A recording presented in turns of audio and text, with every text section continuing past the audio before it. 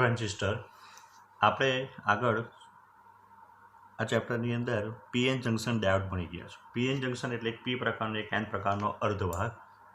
એક અર્ધવાહકને એવી રીતના ડોપ કરવામાં આવે કે એક ભાગ જે છે એનો એન પ્રકાર તરીકે વર્તે, બીજો ભાગ જે છે તે પી પ્રકાર તરીકે વર્તે.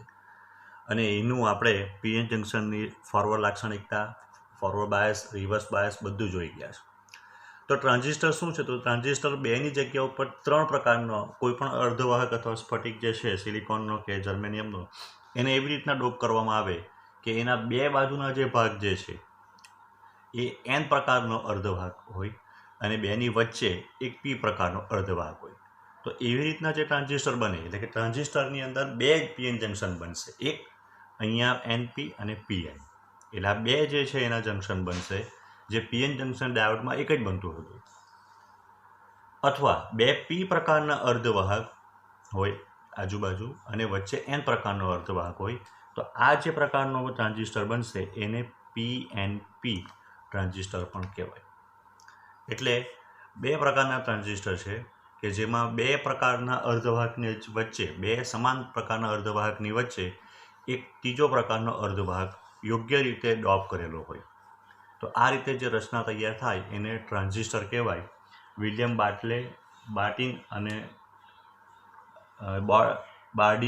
બાર્ટીન અને શોર્ટલીએ સૌથી પહેલાં આ અમેરિકાની અંદર બેલ લેબોરેટરીમાં એમની શોધ કરી હતી, તૈયાર કર્યો હતો સૌથી પહેલો ટ્રાન્ઝિસ્ટર. હવે થોડું ડિટેલમાં જોઈએ એનું કન્સ્ટ્રક્શન, એની રચના. આપણે પહેલાં જોઈએ એનપીએન પ્રકારનો ટ્રાન્ઝિસ્ટર. તો આ એનપીએન પ્રકારના ટ્રાન્ઝિસ્ટરમાં બે એન પ્રકારના અર્ધવાહક છે, એની વચ્ચે આ પી પ્રકારનો એક અર્ધવાહક છે. આમ ત્રણ ભાગ છે એના. પહેલો જે ભાગ જે દેખાય છે આયરો આ કે જે વિસ્તારની દ્રષ્ટિએ મોડરેટ એટલે કે યોગ્ય, બહુ મોટો બી નથી બહુ નાનો બી નથી, અને હેવીલી ડોપ છે એટલે કે અશુદ્ધિનું પ્રમાણ ઘણું બધું વધારે છે. આ એન પ્રકારનો અર્ધવાહક છે એટલે આપણને ખબર છે કે એની અંદર મેજોરિટી ચાર્જ તરીકે કોણ હશે? તો ઇલેક્ટ્રોન. એટલે આમાં મેજોરિટી એવા ઇલેક્ટ્રોન જે છે એનું પ્રમાણ ઘણું બધું વધારે છે. તો આ જે વિસ્તાર આવે એ વિસ્તારને એમીટર તરીકે ઓળખાય. તો એમીટર જે છે એ એમીટર વિસ્તારની દ્રષ્ટિએ જે છે એ મોડરેટ એટલે કે અહીંયા જે આપણે જોવાના છે આગળ એ બેઝ અને આ ભાગ છે કલેક્ટર. એના કરતાં બેઝ કરતાં વધારે છે પણ કલેક્ટર કરતાં ઓછો છે. જ્યારે અશુદ્ધિનું પ્રમાણ જે એ સૌથી વધારે હોય. એ મીટરનું કામ શું છે? તો એ મીટરનું કામ જે છે એ જંક્શન અથવા ટ્રાન્ઝિસ્ટરની અંદર જે મેજોરિટી ચાર્જ કેરિયર છે એને પ્રોવાઈડ કરવાનું છે. મેજોરિટી ચાર્જ કેરિયર જે છે એનું ફ્લો કરવાનું છે. હા, એટલે ટ્રાન્ઝિસ્ટરનું જે ટ્રાન્ઝિસ્ટરમાં એ મીટરનું આ કાર્ય થયું એટલે આને એ મીટર કહેવાય. બીજો જે ભાગ જે છે આ બીજી બાજુનો ભાગ જેની વિસ્તારની દ્રષ્ટિએ સૌથી વધારે હોય અને એમાં એ મીટર કરતાં જે છે અશુદ્ધિનું પ્રમાણમાં થોડું ઓછું હોય. અહીંયા બંને એન પ્રકારના છે એટલે અહીંયા મેજોરિટી ચાર્જ તરીકે બંનેમાં કોણ હશે? તો ઇલેક્ટ્રોન હશે. આ બેની વચ્ચેનો જે ભાગ જે છે એને કહેવાય બેઝ, જે વિસ્તારની દ્રષ્ટિએ અને અશુદ્ધિની દ્રષ્ટિએ પણ સૌથી ઓછામાં વિસ્તાર સૌથી ઓછો હશે એનો, અને અશુદ્ધિનું પ્રમાણ લગભગ એ મીટરમાં હોય એના કરતાં 4 થી 5% ડ્રોપ હોય. એટલે જો આની અંદર 100 મુક્ત ઇલેક્ટ્રોન હોય તો માત્ર અહીંયા 4 કે 5 જ આપણને હોલ મળશે. કારણ કે આ પી પ્રકારનો અર્ધવાહક છે. તો પી પ્રકારનો અર્ધવાહક હશે તો એમાં મેજોરિટી ચાર્જ કરીએ તરીકે કોણ હશે? તો હોલ હશે. એટલે આ ત્રણ ઉપર પાછી એક ઉડતી નજર મારી લઈએ. એ મીટર, તો એ મીટર વિસ્તારની દ્રષ્ટિએ કલેક્ટર કરતાં ઓછો, બેઝ કરતાં વધારે, સૌથી હેવીલી ડોપ એટલે કે એમાં અશુદ્ધિનું પ્રમાણ સૌથી વધારે હશે. આ એન પ્રકાર છે એટલે એમાં ઇલેક્ટ્રોન હશે. એ મીટરનું કામ જે છે એ શું છે? તો ઇલેક્ટ્રોનને અથવા મેજોરિટી જે ચાર્જ કરીએ છીએ એને પ્રોવાઈડ કરવાનું. બીજા કોઈ પણ ભાગની દ્રષ્ટિએ હંમેશા એ ફોરવર્ડ બાયસમાં હશે. બેઝ જે છે એ વિસ્તારની દ્રષ્ટિએ જે છે એ સૌથી નાનો ભાગ છે, અશુદ્ધિની દ્રષ્ટિએ સૌથી ઓછી હોય. એનું કામ છે જે એ મીટરમાંથી મેજોરિટી ચાર્જ કેરિયર જે ફ્લો થાય એને કંટ્રોલ કરવાનું કામ બેઝનું છે. અને કલેક્ટરનું જે કામ છે એ કલેક્ટરનું કામ એ જે એ મીટરમાંથી જે મેજોરિટી ચાર્જ કેરિયર આવે એને કલેક્ટ એટલે કે રિસીવ કે કલેક્ટ કરવાનું છે. એ હંમેશા કોઈપણ બીજા ભાગની સરખામણીમાં અથવા એને રિસ્પેક્ટ ટુ એને સાપેક્ષે એ હંમેશા રિવર્સ બાયસ હોય. ટ્રાન્ઝિસ્ટરની આગળ આપણે વાત કરીએ કે બે પ્રકારના જંક્શન બનશે. એક તો જંક્શન બનશે એ મીટર અને બેઝ વચ્ચે, એટલે બેઝ એ મીટર જંક્શન અથવા એને માત્ર એ મીટર જંક્શન પણ કહેવાય, જે અહીંયા દેખાય છે. આ પી પ્રકારનો અર્ધવાહક છે, આ એન પ્રકારનો અર્ધવાહક છે. તો આ પી પ્રકારનો અર્ધવાહક ને એન પ્રકારના અર્ધવાહકને જંક્શન બનવાનું એટલે એ જંક્શન એમીટર અને બેઝની વચ્ચે બને એને બેઝ એમીટર જંક્શન અથવા એમીટર જંક્શન કહેવાય. તો એ હંમેશા જ્યારે ટ્રાન્ઝિસ્ટરને ઓન કરવો હોય અથવા આપણે આગળ જોઈ કે જ્યારે પીએન જંક્શન ડાયોડ અથવા કોઈ પણ પીએન જંક્શન ડાયોડ કે એની રચનાઓને આપણે ઉપયોગ કરવો હોય તો એને આપણે યોગ્ય પ્રકારનું બાયસ આપતા હતા. એલઈડીને ફોરવર્ડ બાયસ, ફોટો ડાયોડને રિવર્સ બાયસ. તો આ એમીટર બેઝ જંક્શન છે ને હંમેશા ફોરવર્ડ બાયસમાં રાખો તો ટ્રાન્ઝિસ્ટર જે છે એ ઓન થાય. બીજું જે છે તે કલેક્ટર બેઝ જંક્શન છે આયરવા.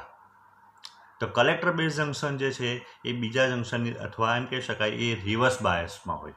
હંમેશા બેઝ એમીટર કલેક્ટર જંક્શન અથવા કલેક્ટર જંક્શન જે છે એ હંમેશા ટ્રાન્ઝિસ્ટરને જો ઓન રાખવું હોય અથવા ટ્રાન્ઝિસ્ટરને કાર્ય ઉપયોગમાં લેવું હોય તો એ હંમેશા કેવું હોય તો એ રિવર્સ બાયસ હોય.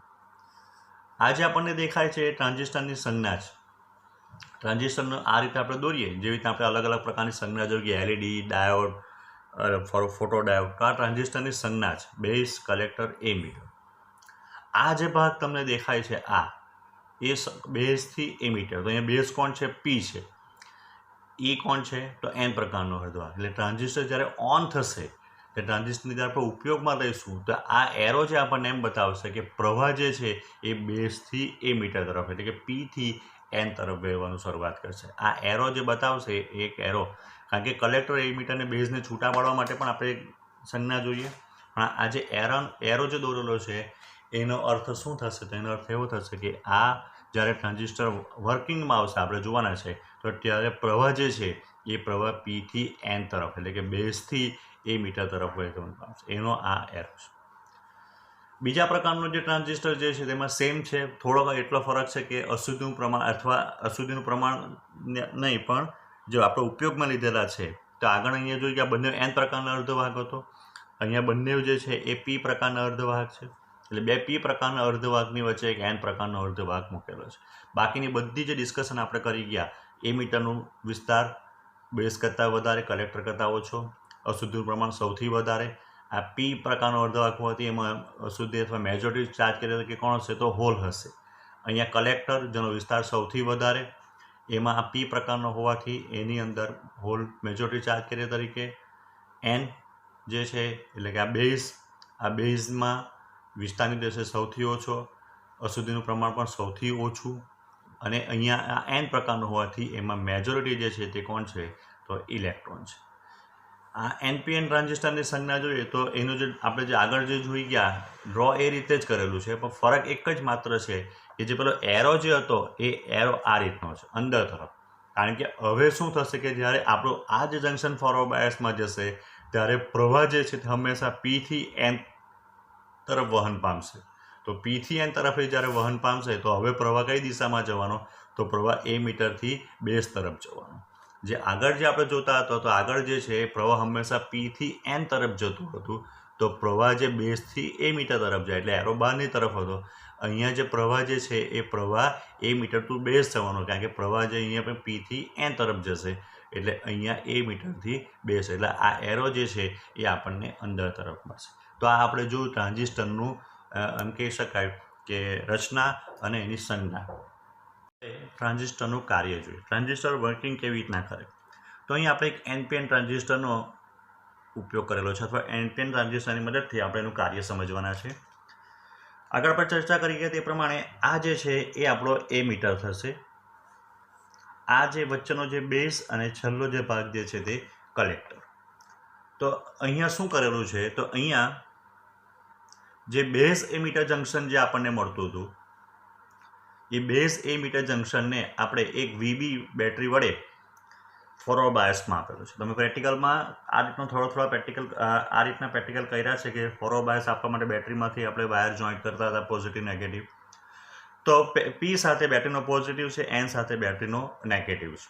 આ તો પ્રેક્ટિકલ વાત થઈ. થિયરિટિકલ આપણે યાદ કરો પીએન જંક્શનમાં ફોરવર્ડ બાયસમાં બીજી વાત કે જ્યારે આપણે આ પીએન જંક્શન બનાવીએ તો ત્યારે જે થવાનું તો થઈ ચૂકેલું હતું. એટલે થવાનું થઈ ચૂકેલું એટલે કે જે બે વચ્ચેનો જે વિસ્તાર છે જેને આપણે ડેપ્લેશન સ્તર પોટેન્શિયલ બેરિયર કહેતા હતા કે જે જંક્શનની નજીકના જે છે જે ઇલેક્ટ્રોન એ ક્રોસ કરીને બીજી બાજુ જતા રહેતા હતા અને એને લઈને શું થતું હતું, તો એને લઈને જંકશન ઉપર એક પ્રકારનું વિદ્યુત ક્ષેત્ર નિર્માણ થતું હતું, અને એને અનુરૂપ જે વિદ્યુત સ્થિતિમાંનો તફાવત આવે એને આપણે શું કહેતા હતા, તો એને આપણે કહેતા હતા પોટેન્શિયલ બેરિયર, કે જે હવે એમ કહી શકાય કે એનમાંના ઇલેક્ટ્રોનને પીમાં જતા રોકતા હતા. એટલે એનમાંના ઇલેક્ટ્રોનને પીમાં જતા રોકવા હોય તો આપણે શું મોકલવા હોય તો શું કરતા હતા, તો આ રીતના આપણે બહારથી એને ફોરવર્ડ બાયસ આપતા હતા. કે હવે શું થશે, તો હવે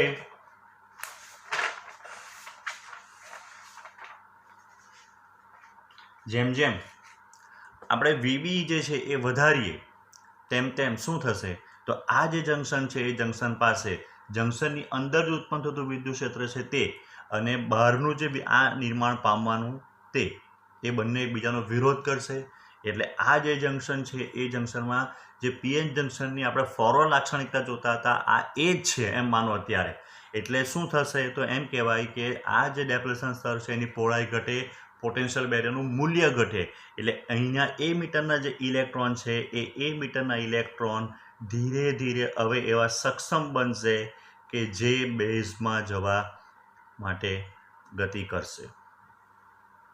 પણ બેઝનો પ્રોબ્લેમ શું છે, તો બેઝની અંદર બેસવાની જગ્યા પણ ઓછી છે અને ઓવરઓલ જગ્યા પણ ઓછી છે. કેવી રીતના, તો બેઝમાં આપણે એવું જોઈ ગયા છે કે વિસ્તારની દ્રષ્ટિએ સૌથી ઓછો, અને બીજું કયું, તો બીજું આપણે કહેવાય કે અશુદ્ધિનું પ્રમાણ પણ સૌથી ઓછું. એટલે આ જે ઇલેક્ટ્રોન બેઝમાં પ્રવેશે એ અહીંયા જે છે મુક્ત અવસ્થામાં ફરી શકે એ માટેનો વિસ્તાર પણ ઓછો છે, અને આ જે હોલ સાથે સંયોજાઈને ઇલેક્ટ્રોન હોલનું જોડકું ફરી બનાવે તો એવા પણ આપણે એમ કહી શકાય કે હોલની સંખ્યા ઓછી છે.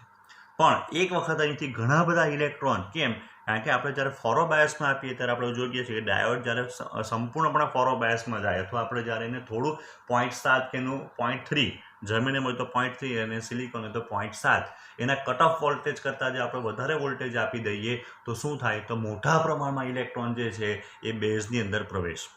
માની લે અત્યારે આપણે કે 100 ઇલેક્ટ્રોન જે છે, ઉદાહરણ તરીકે આપણે 100 ઇલેક્ટ્રોન જે છે એ બેઝમાં આવીને ઊભા રહી ગયા છે.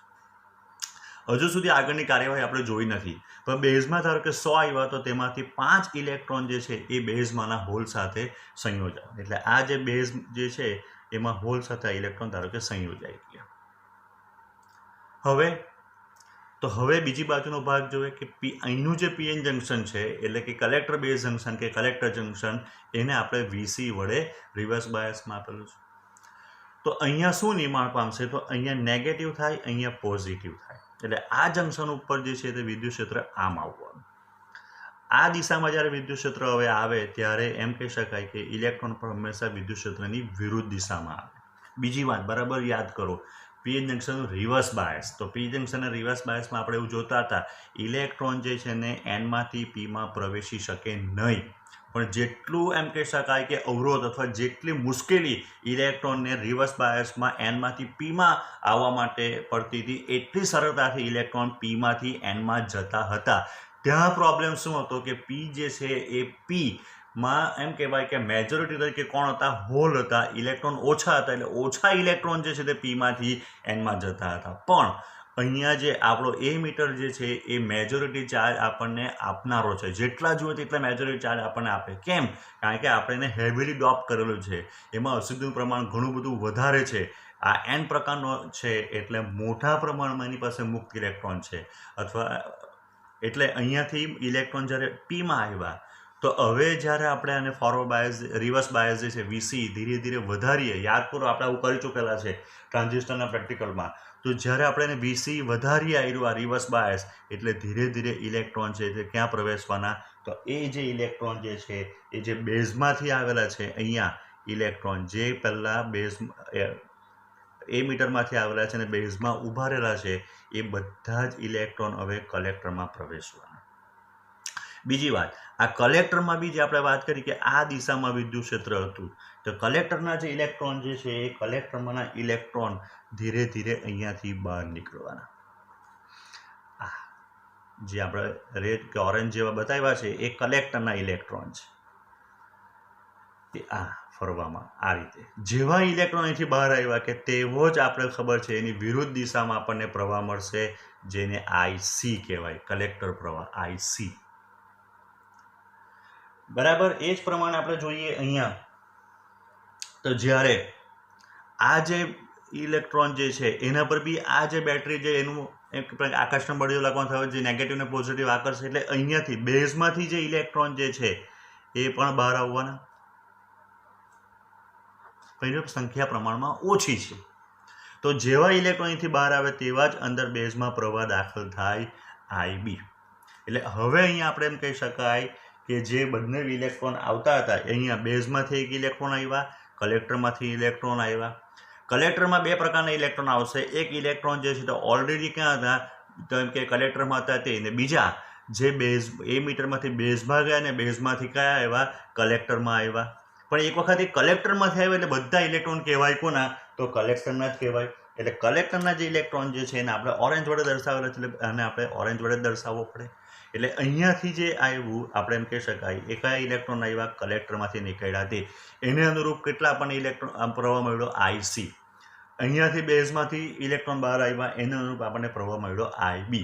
આ બંને ઇલેક્ટ્રોન જે છે તે આગળ વધવાના અને ફરી પાછા જે છે એ આ બંને આપણે એમ કહી શકાય ગ્રીન પ્લસ ઓરેન્જ એ બંને ભેગા થઈને આની અંદર એ મીટરમાં દાખલ થવાના. જેવા એ મીટરમાં દાખલ થાય એટલે IE પ્રવાહનું નિર્માણ થઈ જાય. એ મીટર પ્રવાહ ખરેખર એ મીટર પ્રવાહનું નિર્માણ ક્યારે થઈ ગયેલું હોય કે જ્યારે ઇલેક્ટ્રોન Nમાંથી Pમાં પ્રવેશતા હતા ત્યારે જ આપણે એમ કહી શકાય કે આ દિશામાં જે છે એ IEનું નિર્માણ થઈ ચૂકેલું હોય. આગળ આપણે જ્યારે ચર્ચા કરી ત્યારે આપણે જોયું કે જ્યારે પ્રવાહ આપણે એમ કે એમીટર જંકશન ફોરોબાયસમાં જતું હતું ત્યારે પ્રવાહ જે છે તે આ દિશામાં મળતો હતો, P થી N તરફ અથવા બેઝથી એમીટર તરફ આવ્યો. એ જ આપણને અહીંયા મળે. એટલે અહીં આપણે બરાબર જોવા જઈએ તો આપણે પહેલાં એ વાત કરી કે 100 ઇલેક્ટ્રોન જે છે એ 100 ઇલેક્ટ્રોન એમીટરમાંથી બેઝમાં ગયા, 100 ઇલેક્ટ્રોન એમીટરમાંથી બેઝમાં ગયા, એમાંથી 5 જે છે બેઝમાંના હોલ સાથે સંયોજ્યા, બાકીના ધારો કે 95 ઇલેક્ટ્રોન જે છે તે કલેક્ટરમાં પ્રવેશા, એ જ અહીંથી બહાર નીકળી ગયા. એટલે IC કેટલા ઇલેક્ટ્રોન અનુરૂપ નિર્માણ પામ્યો, તો આપણે એમ કહી શકાય 95% IC નિર્માણ પામ્યો. બેઝ કેટલા અનુરૂપ, તો બેઝ આપણે એમ કહી શકાય કે 5%. આ બંને ભેગા થઈને IE બન્યા એટલે IE કેટલા અનુરૂપ, 100%. તો આપણે જોઈ ગયા અહીંયાથી 100, અહીંયા 100માંથી 5 આમ ગયા, 95 આમ ગયા, એટલે 100 બરાબર 95 વત્તા 5. અહીંયાથી જે વિદ્યુત પ્રવાહ નીકળતો હતો અથવા જે ગતિ અહીંયા આ જે જંકશન છે ત્યાં ત્રણે બતાવીએ તો આ IE થવાનું. આ જે જંકશન જે છે અહીંયા એના માટે આપણે કિર્ચોફનો પહેલો નિયમ લાગુ પાડીએ તો IB અને આ આપણો IC એ કયા છે, તો આપણને આ રીતના મળતો છે IE. એટલે આ દિશામાં IE આવતો છે અહીંયાથી, IB જે છે અને IC જંકશનથી દૂર જતા છે, આ બંને જંકશનથી દૂર જતા છે. એટલે આપણે કહી શકાય કે IE બરાબર IC વત્તા IB. ફરી એકવાર જોઈ લઈએ, IE જંકશન તરફ આવતો છે, IB અને IC જંકશનથી દૂર જતા છે. તો આપણે એમ કહી શકાય કે જંકશન પાસે ભેગા મળતા વિદ્યુત પ્રવાહનો બેઝિક સરવાળો 0. તો તમે આની ઉપરની સ્ટેપ આવું બી લખી શકીએ, IE minus IC minus IB is equals to 0 અથવા IE equals to IC plus IB. તો આ રીતે આપણે એમ કહી શકાય કે ટ્રાન્ઝિસ્ટર ઓન થયો એટલે એનો અર્થ કે ટ્રાન્ઝિસ્ટરમાં જે બધા એના પ્રવાહો જે છે એ બધા પ્રવાહો જે છે એ વહેતા થઈ ગયા. તો આપણે કહી શકાય કે ટ્રાન્ઝિસ્ટર જે છે ઓન છે. એટલે ટ્રાન્ઝિસ્ટર પછી NPN પ્રકારનો ટ્રાન્ઝિસ્ટર હોય કે PNP પ્રકારનો ટ્રાન્ઝિસ્ટર હોય, બંનેને ઓન કરવા માટે એનું એમીટર બેઝ જંકશન જે છે એને ફોરવર્ડ બાયસમાં અને કલેક્ટર બેઝ જંકશન છે કે કલેક્ટર જંકશન છે એને રિવર્સ બાયસમાં રાખવું પડે. આ સંબંધ જે છે એ NPN transistor as well as PNP transistor બંને માટે સાચો છે.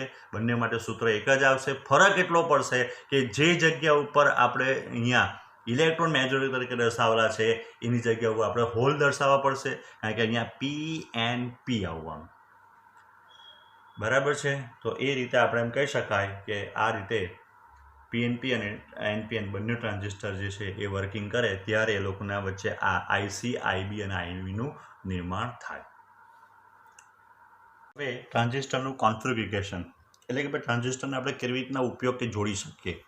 ટ્રાન્ઝિસ્ટર માટે પ્રોબ્લેમ એ છે કે ટ્રાન્ઝિસ્ટરના જે છે એ 3 જ ટર્મિનલ છે. નોર્મલી આપણે જોવા જઈએ તો હંમેશા ઇનપુટમાં 2 અને આઉટપુટમાં 2 છેડા કે કનેક્શન હોય, જે આપણે અર્ધ તરંગ પૂર્ણ તરંગ રેક્ટિફાયર જોઈ ગયા તો એમાં પણ ઇનપુટમાં 2 અને આઉટપુટમાં 2 ટર્મિનલ, 2 ટર્મિનલ હતા. ટ્રાન્ઝિસ્ટર જે છે એક જ એવી ડિવાઇસ, અથવા એમ કહી શકાય ટ્રાન્ઝિસ્ટર ડિવાઇસની અંદર ઇનપુટ આઉટપુટ બંને એક જ ડિવાઇસમાંથી લેવામાં આવે. તો એનો જે 3 છેડામાંથી કોઈ એક છેડો જે છે એ એક છેડાને આપણે કોમન, એટલે કે ઇનપુટ અને આઉટપુટ બંને વચ્ચે રાખવામાં આવે.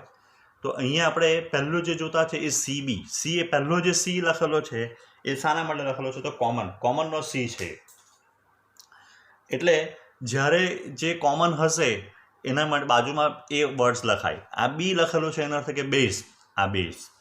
એની પ્રેક્ટિકલ સર્કિટ જે છે અથવા જે અહીંયા દોરેલી છે અહીંયા, તો આ જે બેઝ છે, તો જ્યારે કોમન બેઝ હશે ત્યારે શું થાય? તો કોમન બેઝ હશે ત્યારે આ એ મીટરવાળો ભાગ જે છે એ ઇનપુટમાં આવશે અને કલેક્ટરવાળો ભાગ જે છે એ કલેક્ટરવાળો ભાગ આઉટપુટ તરફ થશે.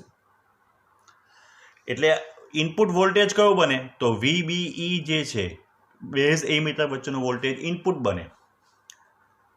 કલેક્ટર બેઝ CB એ આઉટપુટ વોલ્ટેજ બને. IE જે છે, તો IE ટ્રાન્ઝિસ્ટરમાંથી બહાર આવતો હોય, ભલે બહાર આવતો છે ટ્રાન્ઝિસ્ટરમાંથી, પણ એ કયા તરફ છે? તો એ ઇનપુટ તરફ છે. એટલે IE જે છે તે ઇનપુટ પ્રવાહ બનશે. ભલે IC જે છે એ કલેક્ટરની અંદર દાખલ થતો હોય, એટલે કે ટ્રાન્ઝિસ્ટરની અંદર, પણ કયા તરફ છે?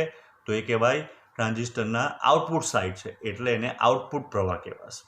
એટલે જ્યારે આપણે CB પરિપથ જોઈએ તો CB પરિપથમાં આપણે અહીંયા જોઈએ તો CB પરિપથની અંદર તમે જો આ જે ફોરવર્ડ બાયસ કે રિવર્સ બાયસ કરવા માટે આપણે 2 બેટરીનો યુઝ કર્યો છે, આ કોમન.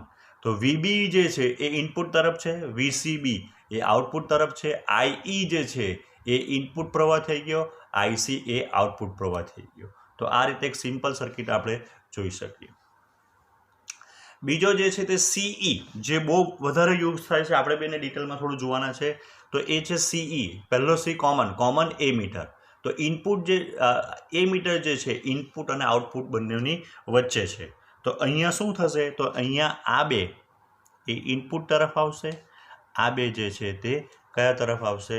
તો એ આઉટપુટ તરફ. એટલે હવે અહીંયા આપણે જોઈએ તો VB શું બનશે? Input voltage. VC એ શું બનશે? Output voltage. IC એ અહીંયા તમે જુઓ તો આ C જે છે કલેક્ટર તરફ છે, આઉટપુટ તરફ છે, એટલે IC જે થવાનું એ IC શું થવાનું? તો IC આપણો આઉટપુટ થવાનું કરંટ. IB અહીંયા, તો IB બી ટ્રાન્ઝિસ્ટરની અંદર જતો હતો, એટલે અહીંયા IB અંદર જાય બહાર જાય એના પર નથી જોવાનું, એ કઈ બાજુ છે ટ્રાન્ઝિસ્ટરની તે જોવાનું છે. ઇનપુટ સાઇડ છે કે આઉટપુટ સાઇડ? તો અહીંયા આપણો IB જે છે આ IB એ ઇનપુટ થશે. એટલે જ્યારે C પરિપથ હોય તો C પરિપથ IB input current, IC બી અંદર જવાનું તો એ આઉટપુટ કરંટ. VB એ આપણા માટે input voltage, VC output voltage. ત્રીજું છે CC, પહેલો C કલેક્ટર કોમન માટે, બીજો C કલેક્ટર માટે, એટલે કોમન કલેક્ટર. તો કલેક્ટર અહીંયા જ્યારે આપણે કોમન રાખીએ ઇનપુટ અને આઉટપુટ બંનેમાં, તો ત્યારે IB જે છે એ આપણા માટે ઇનપુટ કરંટ બનશે, કારણ કે આ બાજુનો જે ભાગ જે છે એ ઇનપુટ સાઇડ બને, આ બાજુનો જે ભાગ જે છે તે આઉટપુટ સાઇડ બને. એટલે આ ભાગ આઉટપુટમાં કોણ થવાનું? તો VC આઉટપુટમાં થવાનો. IE અહીંયા જે ટ્રાન્ઝિસ્ટરમાંથી બહાર આવતો કરંટ જે છે તે IE એ આપણા માટે આઉટપુટ કરંટ બનશે. અને અહીંયા IB જે છે ઇનપુટ કરંટ.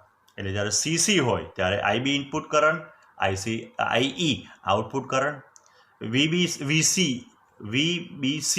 એ ઇનપુટ વોલ્ટેજ, VCE એ આઉટપુટ વોલ્ટેજ. જોઈએ તો ટ્રાન્ઝિસ્ટરના 3 પ્રકારના ગેઇન છે: પ્રવાહ ગેઇન, વોલ્ટેજ ગેઇન અને પાવર ગેઇન. ગેઇન એટલે શું? તો ગેઇન એટલે આપણે કોઈ ફાયદો, પ્રોફિટ. તો આપણે ટ્રાન્ઝિસ્ટરમાં શું ઇનપુટમાં આપતા છે અને આપણને શું આઉટપુટમાં મળતું છે. તો પહેલાં જરાક આપણે કરંટ ગેઇન જોઈ લઈએ. તો 2 પ્રકારના કરંટ ગેઇન છે. એક જે છે એ આલ્ફા.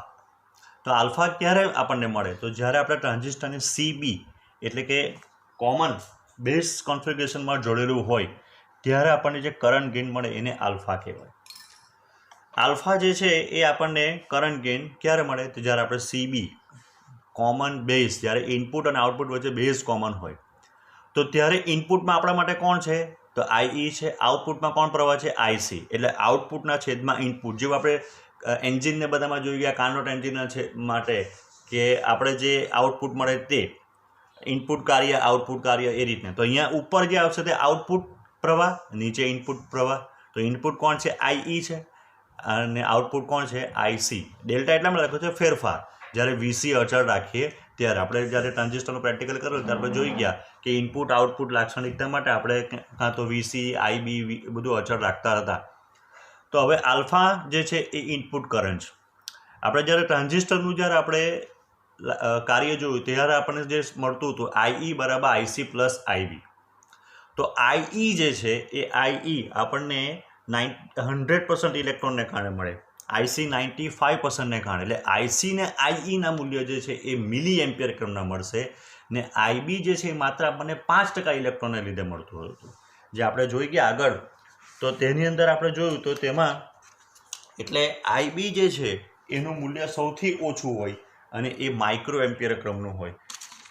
તો અહીંયા આપણે જોઈ શકીએ કે આલ્ફા જે છે તો ઉપર આઈસી નીચે આઈ. તો આઈ 95 અને આઈ 100%. એટલે કે આઈસીનું વેલ્યુ જે છે એ આઈબી કરતાં હંમેશા ઓછી હોય. એટલે આલ્ફાની વેલ્યુ જે છે તે હંમેશા <1 મળે. જ્યારે આપણે ટ્રાન્ઝિસ્ટરને સીઈ પરિપથમાં કોમન એમીટર પરિપથમાં જોડીએ તો ત્યારે આપણને પ્રવાહ ગેઇન જે મળે એને બીટા કહેવાય. તો એ બીટા જે પ્રવાહ ગેઇન આપણને મળે તો તેમાં અહીંયા પણ શું આવશે? તો અહીંયા પણ આપણને આઉટપુટ પ્રવાહ છેદમાં ઇનપુટ પ્રવાહ. તો જ્યારે સી પરિપથ પર આઉટપુટ તરીકે કોણ મળશે? આઈસી. ઇનપુટ તરીકે કોણ મળે? આઈ. તો આપણે અત્યારે ચર્ચા કરી કે 95 એટલે આઈસીની વેલ્યુ જે છે તે મિલી એમ્પિયર ક્રમ, આઈબીની વેલ્યુ જે છે તે માઇક્રો એમ્પિયર ક્રમની. એટલે બીટાની વેલ્યુ જે છે એ હંમેશા <1 મળે. આપણે પ્રેક્ટિકલમાં આલ્ફા અને બીટા જ્યારે શોધતા હતા તો આલ્ફા પોઈન્ટમાં આવતો હતો અને બીટા જે છે તે 100, 200 એવો આપણને મળતો હતો. પ્રેક્ટિકલમાં પણ આપણને આ વસ્તુ થોડી આવી ગઈ છે. આલ્ફા અને બીટા વચ્ચેનો સંબંધ છે. તો આલ્ફા અને બીટા કોઈ પણ પ્રકારનો ટ્રાન્ઝિસ્ટર હોય, પછી પીએનપી પ્રકારનો હોય કે એનપીએન પ્રકારનો હોય, તો એના આલ્ફા અને બીટા વચ્ચેનો સંબંધ છે. તો એ સંબંધ જે છે કે બીટા ઇક્વલ્સ ટુ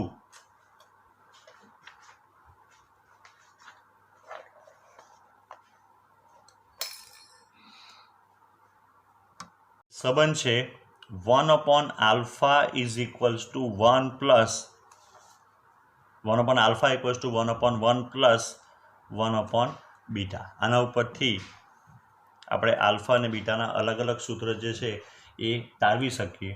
પણ નોર્મલી જે સંબંધ આપણે રાખવો હોય 1/alpha equals to 1/1 plus beta. તો ધેરફોર આપણે એવું લખી શકીએ therefore 1/alpha equals to beta plus 1 છેદમાં beta. Therefore, alpha is equals to beta 1 plus beta. એ પ્રમાણે બીટાને બનાવશું તો બીટા માટેનો સંબંધ મળશે. બીટાને કરતા બનાવીએ તો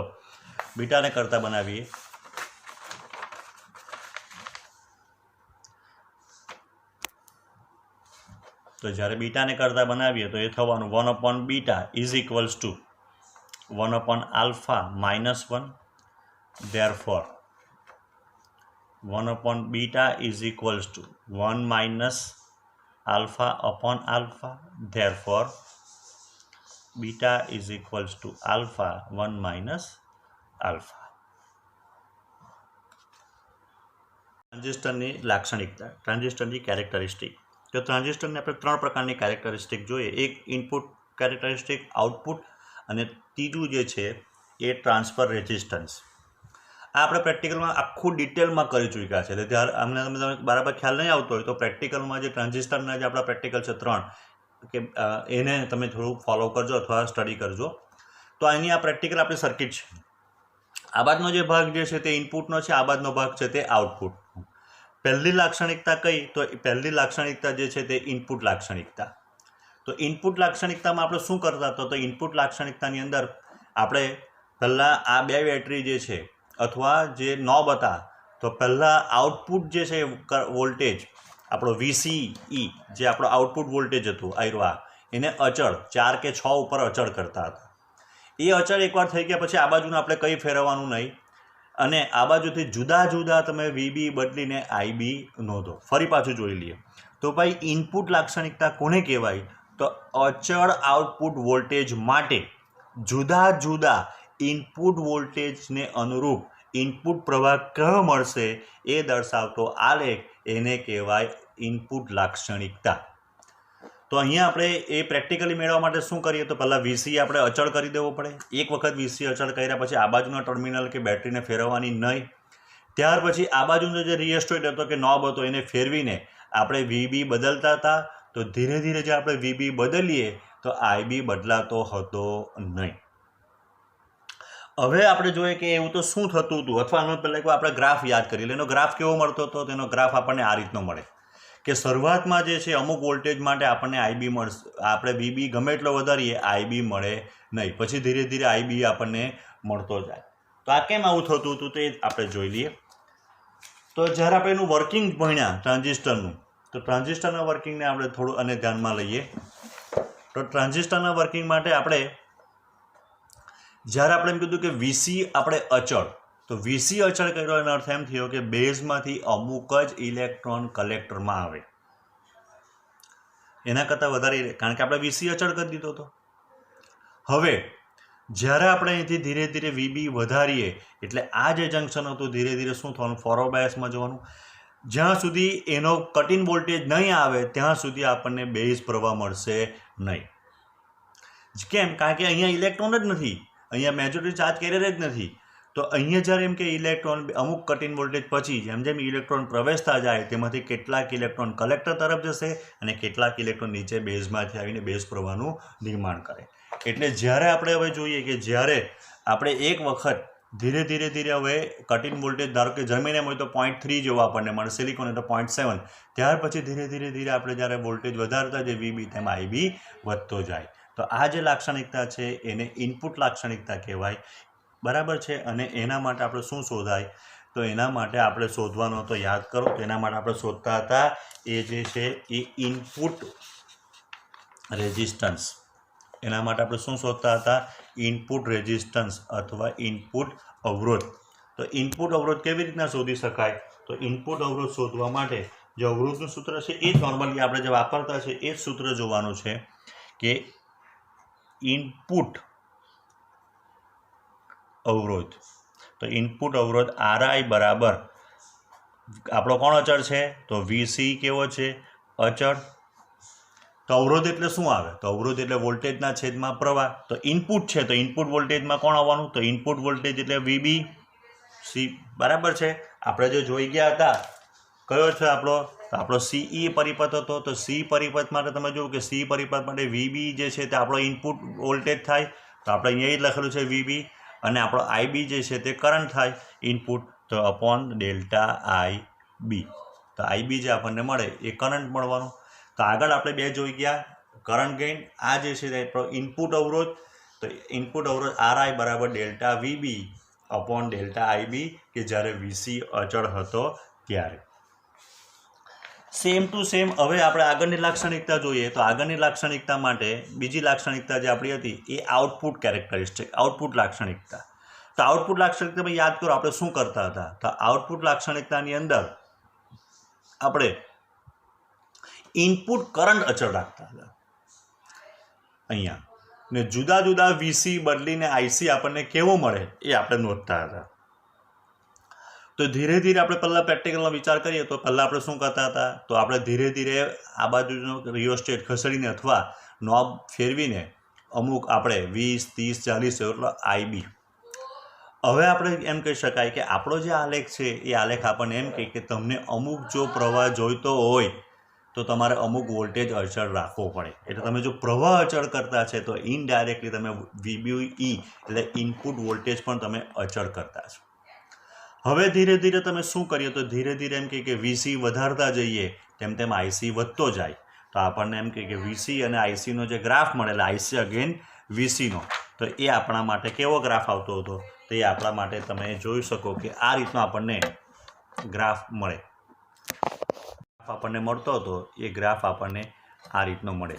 ધીરે ધીરે આપણે પહેલાં મળશે જ નહીં, પછી એકદમ પ્રવાહ મળતો જાય, પછી પ્રવાહ અચળ થઈ જાય જુદા જુદા માટે.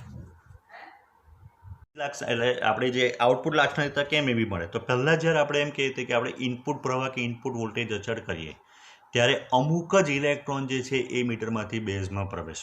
માની લો કે આપણે એવો વોલ્ટેજ અચળ કર્યો કે ઉદાહરણ તરીકે ધારો કે 50 ઇલેક્ટ્રોન જે છે એ મીટરમાંથી બેઝમાં આવ્યા.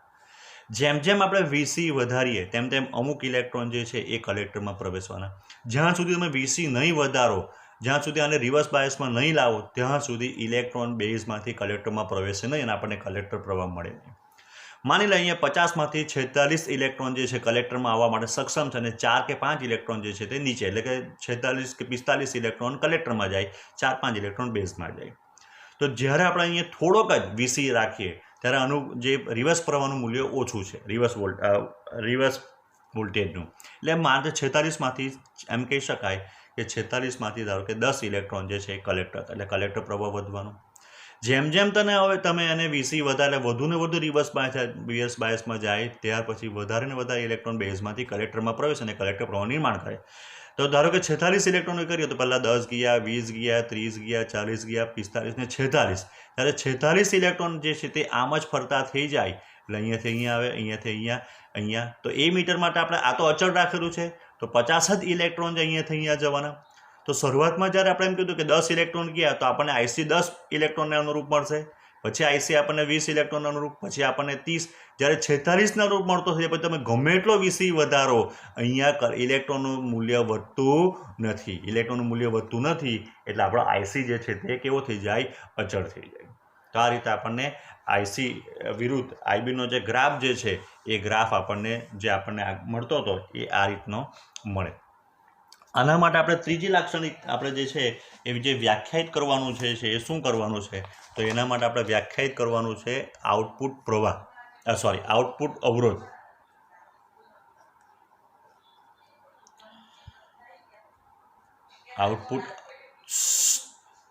આઉટપુટ અવરોધ તો આરઓ બરાબર, તો આઉટપુટ અવરોધ માટે વીસી તો અચળ જ,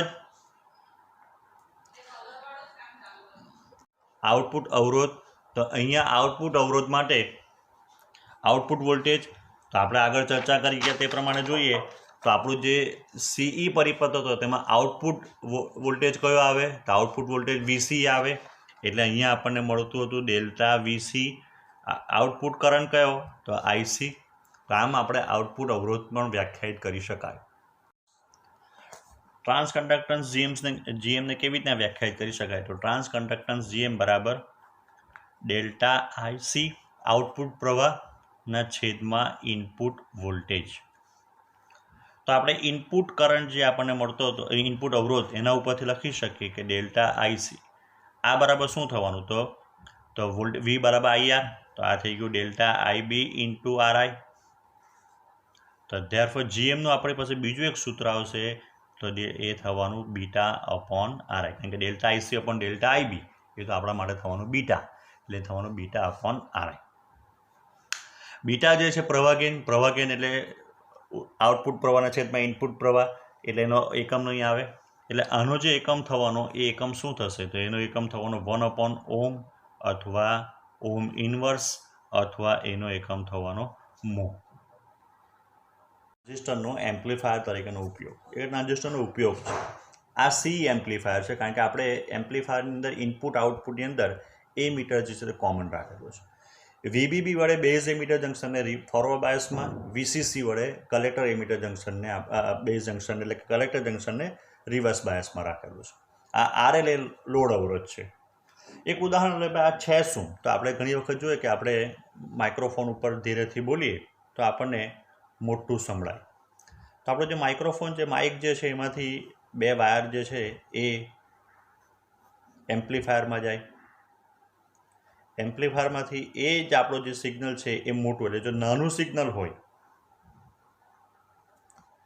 એ એમ્પ્લીફાયરમાં જાય અને આ સ્પીકર કે લાઉડ સ્પીકરમાં મોકલીએ તો લાઉડ સ્પીકર અથવા જ્યાં આપણે વોલ્ટેજનો ઉપયોગ કરવાના છે એ વ્યાપક રીતે આપણો આરએલ છે, લોડ અવરોધ. તો ત્યાં આપણને જે છે એ વી વર્ધિત મોટું સિગ્નલ મળશે આ રીતના. તો આ વીએસ જે આપણે દર્શાવેલું છે એ વીએસ જે છે આપણે એમ કહેવાય વ્યાપક રીતે એ આપણું ઇનપુટ સિગ્નલ છે, જેને આપણે મોટું કરવાનું છે, એનો વોલ્ટેજ આપણે વધારવાનો છે. તો જ્યારે વીએસ નહીં આવતો હોય ત્યારે આપણે શું થાય, તો આનો ધન છેડો બી પાસે જશે, ઋણ છેડો ઈ પાસે. એટલે આ બેની વચ્ચેનો જે વોલ્ટેજ જે છે એ બેની વચ્ચેનો વોલ્ટેજ કયો આપણને મળશે, VBE. તો એના માટે આપણે એવું લખી શકાય કે પહેલી જો આપણે ગણતરી કરીએ કોના માટે, તો પહેલી ગણતરી આપણે કરીએ ઇનપુટ માટે. તો ઇનપુટ માટે આપણે ગણતરી કરીએ આ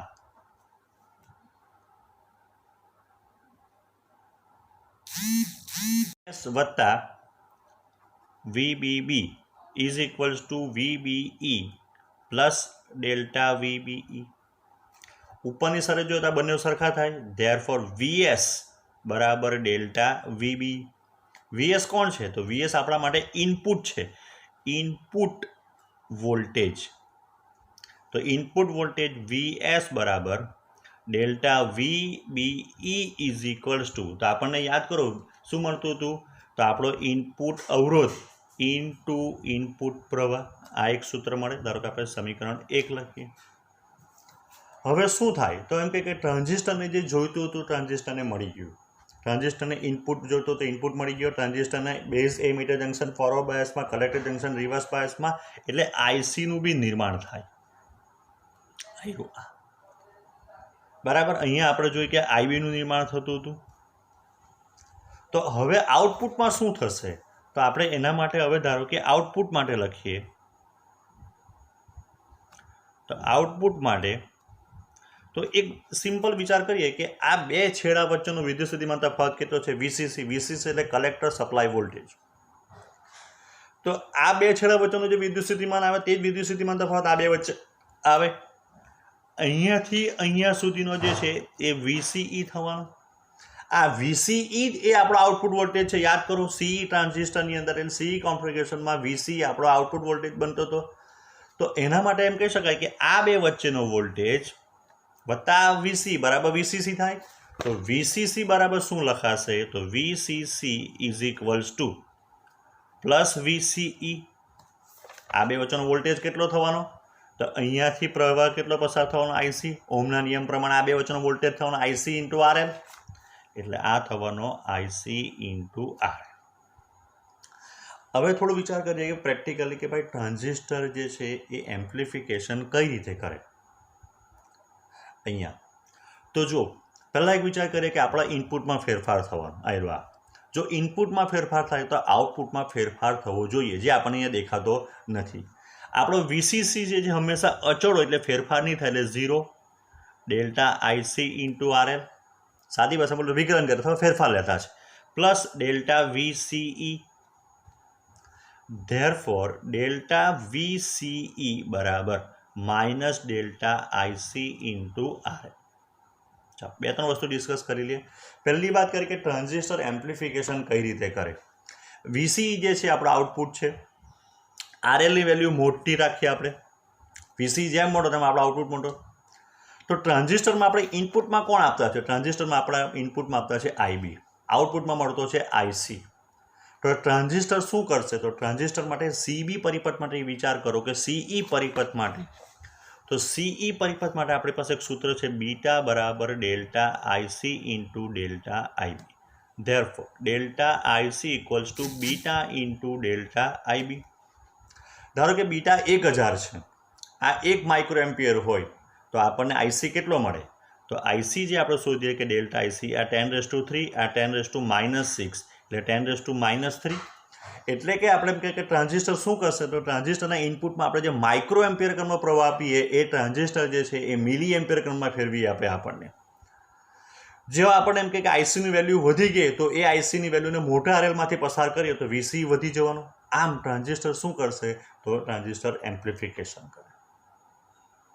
તો અહીંયા આઉટપુટ વોલ્ટેજ જે છે મળશે આપણને ડેલ્ટા IC ડેલ્ટા VCE બરાબર minus delta IC into RL. જેમ ડેલ્ટા IC મોટો મળે, RL તો મોટો હોય તો મોટો આઉટપુટ મળે. IC મોટો કેવી રીતના મળે, તો આપણે જોયું કે ટ્રાન્ઝિસ્ટરનો જે CE પરિપથ છે એનો પ્રવાહ ગેઇન છે બીટા, જે ઓલવેઝ ગ્રેટર દેન 1 હોય. જેમ બીટાની વેલ્યુ વધારે હશે તેમ IBની વેલ્યુ ગમે એટલી ઓછી હોય, બીટાની વેલ્યુ ઘણો થઈ જવાનો. એટલે કે IC આપણને બીટા ઘણો મળે IB કરતાં, અને જો આઈસી મોટો મળે તો એને મોટા અવરોધમાંથી પસાર કરીએ તો આપણને વોલ્ટેજ કેવો મળશે તો ઘણો મોટો મળે. આના ઉપરથી આપણે બીજા સૂત્રની તારવણી કરીએ. ઋણ નિશાની શું દર્શાવે છે? આજે આપણે આઉટપુટ વોલ્ટેજમાં માઇનસ, તો એ ઇનપુટ અને આઉટપુટ વોલ્ટેજ વચ્ચે 180નો ફેઝ ડિફરન્સ બતાવે. એટલે કે જો આપણે ઇનપુટની અંદર જે પહેલું જે ધારો કે સિગ્નલ દાખલ થાય એ શૃંગ દાખલ થાય તો આઉટપુટની અંદર પહેલું જે મોટું આપણને ગર્ત મળશે. એ 180નો કડા તફાવત દર્શાવે. માત્ર સીઈ પરિપથ માટે અથવા સીઈ એમ્પ્લીફાયર માટે જ બતાવે. સીબી કે સીસી માટે આપણને ફેઝ ડિફરન્સ મળતો નથી 180નો. બીજી ગણતરી જોઈએ આપણે તો વોલ્ટેજ ગેઇન. તો વોલ્ટેજ ગેઇન એટલે તો આઉટપુટ વોલ્ટેજના છેદમાં ઇનપુટ વોલ્ટેજ. તો આઉટપુટ વોલ્ટેજ માટે આપણે શું કહી શકાય? તો આઉટપુટ વોલ્ટેજ માટે તો આપણે શોધી કાઢ્યું minus delta IC into RL. Input voltage માટે આપણે શોધ્યું ડેલ્ટા આઈબી ઇન્ટુ આરઆઈ. તો delta IC upon delta IB એટલે બીટા થવાનું. એટલે એ સૂત્ર આપણને શું મળશે? તો એ સૂત્ર આપણને મળશે beta RL into RI upon RI. પણ બીટા અપોન આરઆઈ એટલે તો બીટા અપોન આરઆઈ એટલે જીએમ ઇન્ટુ આરએલ. જેમ જીએમ વધારે હશે તેમ આપણને એવી કેવો મળવાનો વોલ્ટેજ ગેઇન વધારે મળે. બીજું આપણે જોઈએ પાવર ગેઇન. તો પાવર ગેઇન એટલે વોલ્ટેજ ગેઇન ગુણ્યા પ્રવાહ ગેઇન. તો પ્રવાહ ગેઇનને ઘણી વખત બીટા પણ કહેવાય. એવીનું સૂત્ર આપણે આગળ જોઈએ કે minus beta RL upon RI into beta એટલે beta square RL upon RI થઈ જવાનું. અથવા અહીંયા આપણે જોઈ ગયા કે એવીનું આપણને બીજું સૂત્ર મળતું હતું GM into RL into beta. આ એવીનું આપણને સૂત્ર મળતું હતું જીએમ ઇન્ટુ આરએલ. તો GM into RL upon beta. તો એ પાવર ગેઇનના આપણને આ સૂત્ર મળે. હવે કે ટ્રાન્ઝિસ્ટર એમ્પ્લિફિકેશન કઈ રીતે કરે? સાદી ભાષામાં વિચાર કરીએ તો સાદી ભાષામાં આપણે એમ કહી શકાય કે અહીંયા જે આપણે એસી દાખલ કરતા છે નાનું, એ આપણને મોટું એસી સિગ્નલ મળતું છે. સિગ્નલ કે વોલ્ટેજ એટલે આપણે કઈ પ્રકારની ઉર્જા. તો ઉર્જા વધી કેવી રીતના? તો ટ્રાન્ઝિસ્ટરને આપણે જે વીસીસી આપતા છે એ ડીસી જે છે એ ડીસી ઉર્જાનું ટ્રાન્ઝિસ્ટર શું કરશે? એસી ઉર્જામાં રૂપાંતરણ કરશે. ટ્રાન્ઝિસ્ટર ડીસીના ભોગે એસી આપણને મોટો મળે. જો આપણા ઘરમાં લાઇટ કે અથવા આપણે ધારો કે સ્કૂલમાં પ્રાર્થના થતી હોય ને જો લાઇટ જાય તો એમ્પ્લિફિકેશન બંધ થઈ જાય. આ ડેલ્ટા વીસીસી જે છે એના ભોગે વીસીસી જે આપણા જે ટ્રાન્ઝિસ્ટર છે ડીસી ઉર્જા એના ભોગે આપણને એસી ઉર્જા મળે છે.